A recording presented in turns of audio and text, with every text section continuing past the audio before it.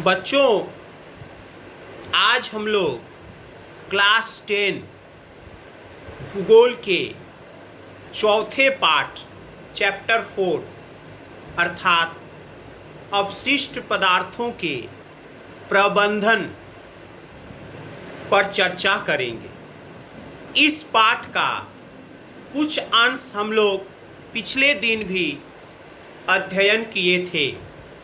आज हम लोग वर्ज्य पदार्थ या अवशिष्ट पदार्थों के प्रबंधन और इसकी आवश्यकता पर चर्चा करेंगे। तो जैसा कि हम लोग बच्चों पिछले दिन हम लोग अध्ययन किए थे कि वर्ज्य पदार्थ या अवशिष्ट पदार्थ इनका प्रबंधन अति आवश्यक है। वर्तमान में कई समस्याओं के समाधान के लिए तो अवशिष्ट पदार्थों का प्रबंधन किसे कहेंगे, क्या है ये?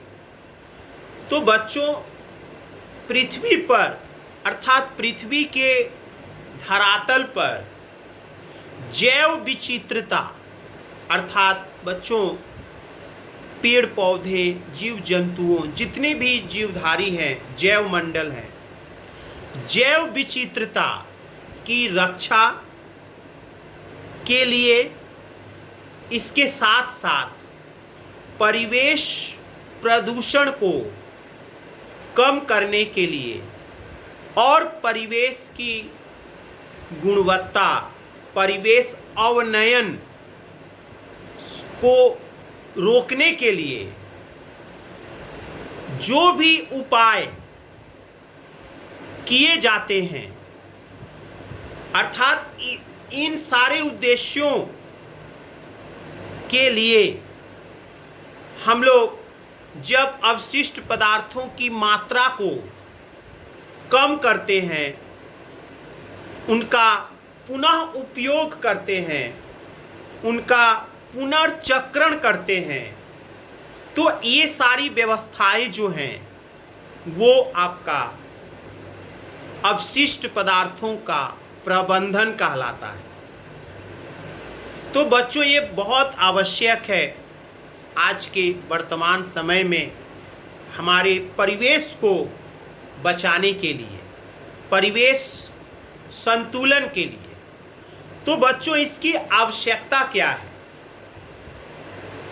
जो भी परिभाषा में कही गई बातें हैं, जैसे इसकी आवश्यकता की अगर चर्चा की जाए तो सबसे पहले प्रबंधन के माध्यम से हम लोग वर्ज्य पदार्थ की मात्रा को कम कर सकते हैं। ये पहली आवश्यकता है। दूसरी आवश्यकता, हम लोग वर्ज्य पदार्थ या अवशिष्ट पदार्थ को अगर उसके उत्पादन को अगर हम लोग बंद कर दें या कम करें तो इससे हमारा परिवेश जो है वो स्वच्छ होता है। तीसरी आवश्यकता, वर्ज्य पदार्थों के प्रबंधन के माध्यम से हम लोग इससे होने वाले जो भी बीमारियां हैं, रोग हैं, उसके मात्रा में उसको कम किया जा सकता है, घटाया जा सकता है। अगली आवश्यकता प्रबंधन की, वर्ज्य पदार्थों के प्रबंधन की, वर्ज्य पदार्थों के प्रबंधन के माध्यम से हम लोग कंपोस्ट खाद बनाते हैं और इससे मिट्टी की जो उर्वरता है वो उर्वरता बढ़ती है। तो ये एक आवश्यकता है। उसके साथ बच्चों, इन वर्ज्य पदार्थों के ढेर से जो भी गैस बाहर निकलते हैं उस गैस का उपयोग करके हम लोग गैसीय विद्युत उत्पन्न कर सकते हैं। अर्थात ये भी प्रबंधन का एक हिस्सा है, प्रबंधन के माध्यम से किया जा सकता है। और इसके साथ साथ बच्चों, प्रबंधन की एक और आवश्यकता है कि इसके द्वारा अवशिष्ट पदार्थों के प्रबंधन के द्वारा हम लोग जैव मंडल, पृथ्वी पर पाए जाने वाले जो जैव मंडल है उसको स्वस्थ रख सकते हैं। और इसके साथ साथ अवशिष्ट पदार्थों के प्रबंधन के माध्यम से बच्चों हम लोग नए नए संसाधन उत्पन्न कर सकते हैं। तो ये सारी बातें जो हैं बच्चों, अवशिष्ट पदार्थों के प्रबंधन की आवश्यकताओं में आएगा। क्यों हम लोग ये वर्ज्य पदार्थ के प्रबंधन करेंगे, इनके उत्तर में ये सारे विषय आप लिख सकते हैं। तो कैसे किया जाए, प्रबंधन के क्या उपाय हैं? तो बच्चों इसमें 3 विषय है। इसको आप लोग कह सकते हैं, मुख्य रूप से अंग्रेजी में कहा जाता है 3R प्रोसेस। 3R, पहला R जो है बच्चों, उससे होता है रिडक्शन, अर्थात कटौती करें वर्ज्य पदार्थों में, रिडक्शन। दूसरा जो R है उसका होता है पूरा रीयूज, अर्थात पुनः उपयोग करें। और तीसरा जो R है वो है बच्चों रीसाइक्लिंग, पुनः चक्रण। तो ये 3R टेक्निक्स जो है वो आपका वर्ज्य पदार्थों के प्रबंधन का एक प्रभावी तरीका है। तो सबसे पहले जो बच्चों रिडक्शन जो टेक्निक्स है, अर्थात वर्ज्य पदार्थों की मात्रा को कम किया जाए, तो इससे क्या होगा,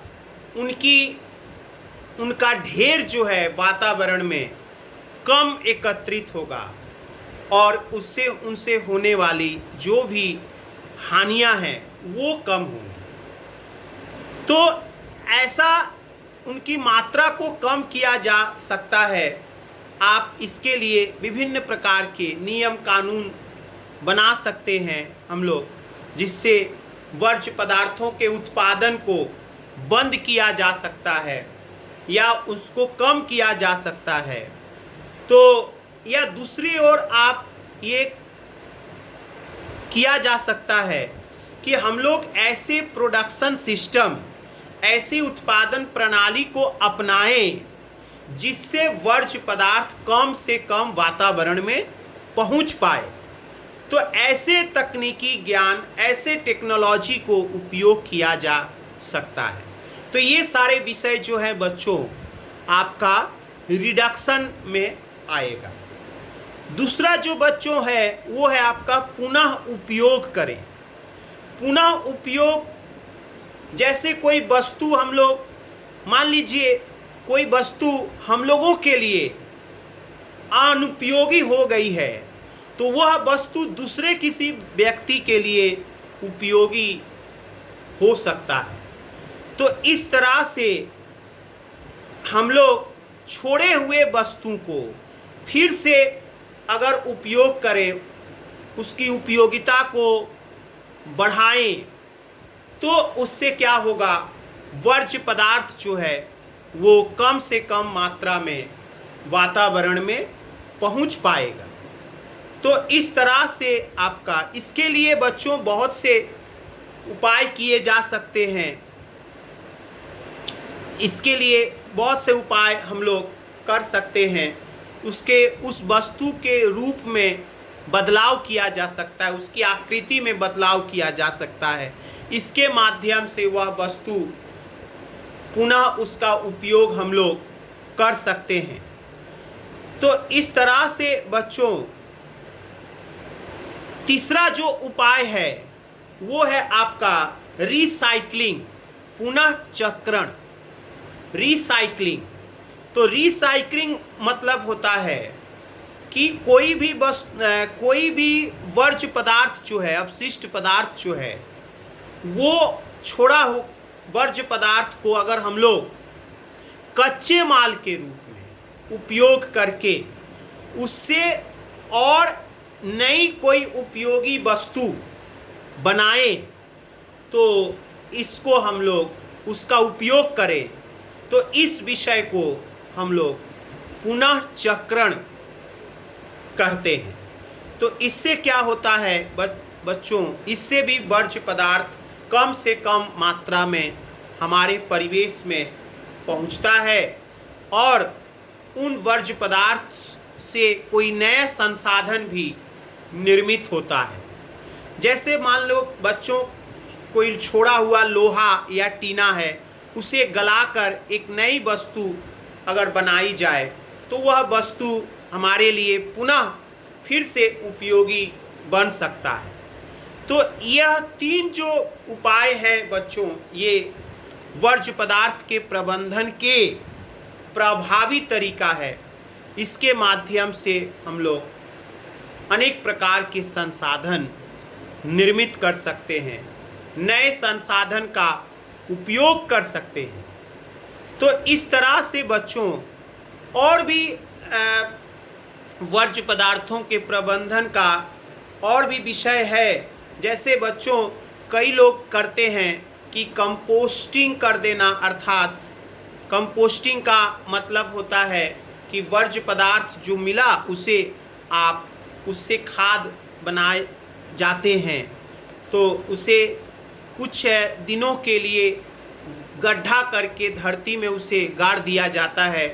कुछ समय उपरांत वह जो है खाद के रूप में परिवर्तित हो जाता है।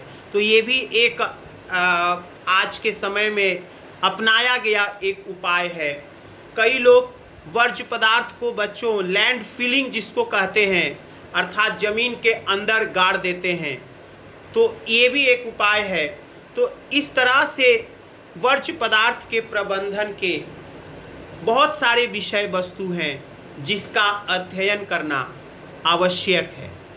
तो आज का जो ये बच्चों अध्ययन था, क्लास था, उसमें हम लोगों ने वर्ज्य पदार्थ के प्रबंधन, इसकी परिभाषा, इसकी आवश्यकता और इसके उपायों पर चर्चा किए। तो आज का क्लास बच्चों यहीं पर समाप्त होता है। अगले क्लास में बच्चों हम लोग वर्ज्य पदार्थ के प्रबंधन में शिक्षार्थियों की क्या भूमिका है और इससे संबंधित हमारे भारतवर्ष में जो अपनाए गए उपाय हैं, जैसे गंगा एक्शन प्लान जो आपके सिलेबस में है, उस पर अध्ययन करेंगे।